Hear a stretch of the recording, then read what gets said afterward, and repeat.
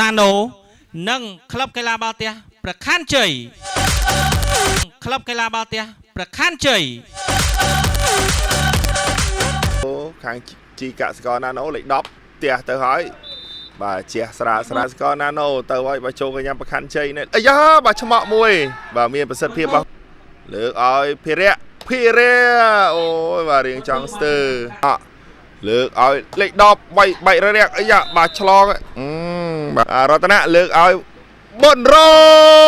រតនៈលើកឲ្យបុនរមករាលើកបជ្រុលអូយចូលមករាលើកបជ្រុលអូយចូលរនាំងរៀបជើងក្រោមឡើងវិញបុនរងទូរនាំងទៅក្រោយបាត់ទៅហើយសើមណាបាទសភាពសើមដៃលើកដៃមួយទៀតបញ្ចូលល្អមែនទេបាទពីមករាប្រយ៉ាស្វេបានបុនរងបញ្ចូលកញ្ញាអត់ជួយបានទេបាទប៉ះឲ្យស្ដាំណាណូណែណាណូខ្សែត្រង់ល្អភ្លឹបបើយកបានវិញកន្លែងណាទៅឆ្វេងបង